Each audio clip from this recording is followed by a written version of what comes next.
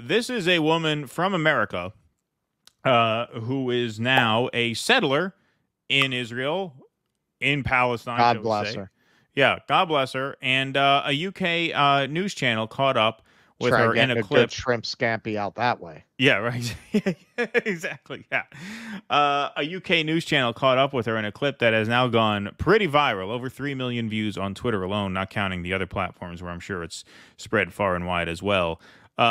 Here's an example of the kind of brainwashing that we talk about, folks. Here it is.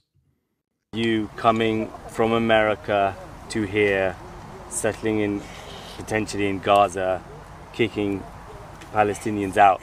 A lot of people would see that as settler colonialism. It's not really colonialism, it's a return. My grandparents were kicked out of Israel by Arabs who were trying to establish a Palestinian state, and they had to leave for their survival, and I'm just coming back and fulfilling their dream. That would be the first thing. The second thing is, I think that, and I know this is a minority view, I think colonialism gets a bad rap. Like, genocide is bad, but colonizing places that are genocidal and they have bad ideology, it's good to come in and correct their views. What do you think should happen? All right, it's good. And this is the dissident dialogue view. This is the intellectual dark web, new atheist view. Well, they're backwards. So we're helping. It's good for humanity to go in and correct their views, as she just says outright. Well, this is the classic Western view overall.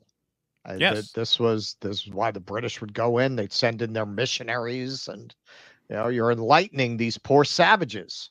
Right.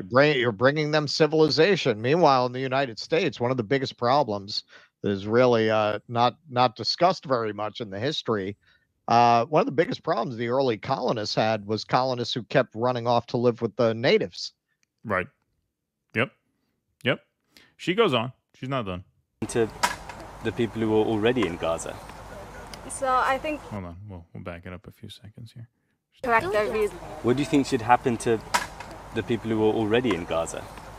So I think that there's a couple of possibilities. The one that I think is the most realistic is we got to ask other countries for help. I know that Spain is willing to take a couple of million. I know Russia said they would take a couple of thousand. Did a lot of people that would say they would take a couple of million Palestinians? Because I really doubt, given that Spain, along with Ireland, went to the EU to try to get the EU to cut off trade with Israel, that they agreed to take 2 million Palestinians. Yeah, well, first of all, I mean, if you're talking about Gaza, that's pretty much the whole population of Gaza. Now, maybe she's talking about the West Bank as well, but they were talking about Gaza just a minute ago. I am pretty damn don't know sure where she gets Spain those never numbers. said any such thing. Yeah, a couple of million. Yeah. I was willing to take a couple of million. I know Russia said they would take a couple of thousand. To a lot of people, that would sound like you're advocating for ethnic cleansing. I don't think so, because Palestinian isn't an ethnicity, it's an ideology, and it's an ideology that says that they want Jews dead, and so... Okay. First of all, you could not find a paler, blonder woman to ask that question to. Hey, it sounds like you're advocating for ethnic cleansing, right? Just the visual of this. Second of all, she has that completely backwards. This is what I mean by this is a brainwashed person. This is a person who has been indoctrinated into bogus theory. The only way you could say something that backwards is if you were brainwashed from your days as a young child, as her children there are going to be brainwashed when they grow up, unless this is intercepted non-violently, obviously, but unless there is some sort of breakthrough here. She says, to be Palestinian is not a nationality, it's an ideology. No, it's the exact opposite. Zionism is not a nationality, it is an ideology. And that's the ideology. Zionism is the ideology. To be Palestinian says nothing about your ideology. That is very much a statement of where you are from, where your ancestors have roots in the ground. Look at how unbelievably backwards. Sound like you're advocating for ethnic cleansing? I don't think so, because Palestinian isn't an ethnicity, it's an ideology, and it's Palestinian isn't an ethnicity, it's an ideology. Yeah, I'm much more tuned into the worldview of these wackos than I was before October 7th. So I believe what she's referencing. For one thing, they're very big on claiming that there was never a Palestine because Right. they were occupied by others. Therefore, they never existed as a people. Right. And beyond that, the most extreme version of that is there are no Palestinians. There are fictional people that were made up in order to for the Arabs to counter Zionism. That there was never a distinct people with a distinct dialect and a distinct culture there. That it was an empty land, Right. even though we can clearly see the pictures of the cities that were there. We have Zionists describing when they first came in the 19th century. We have Ben Gurion describing people who were there. That's pretty funny if there was nobody there.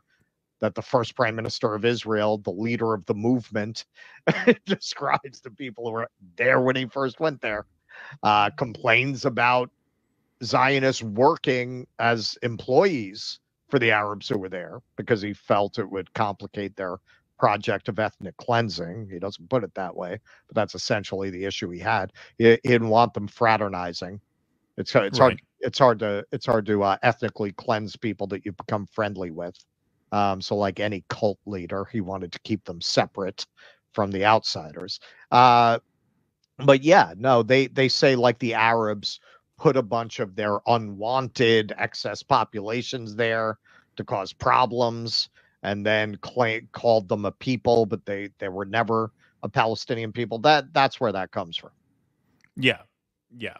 And the level of indoctrination there, it struck me because, Russell, you were telling me that you had a friend who sounded just like this woman, and then you recommended the Tansura film to them, and that actually did snap them out of it. That's why I mentioned this, because this strikes me as a person who just, it wouldn't even occur to you to think about it a different way. If you could say something so absurd as Palestinian is not an ethnicity, it's an ideology, when literally you are a blonde white woman from Texas, I believe she's from Texas, coming on here claiming you have a divine right to be on this land, it would never occur to you that there is another side of the story for you to say something so utterly insane. I mean, that in itself is religious. It is so in defiance of reality. That is a cult-like opinion. And so, you had a surprising degree of success with one friend of yours who actually watched that film and said, hey, you know what? I feel differently now.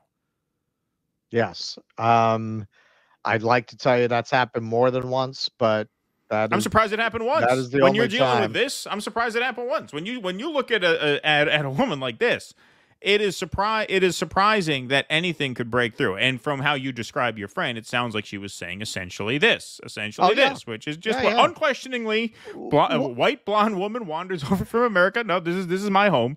This is my home. You're Palestinian. Well, that's an ideology. That's not an ethnicity. You go into someone else's house and say that? She goes, and the rest of the clip, she talks about how her people were driven off the land.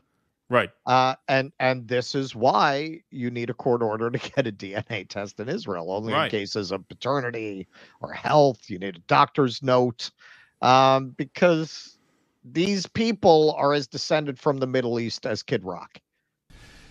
Please clap.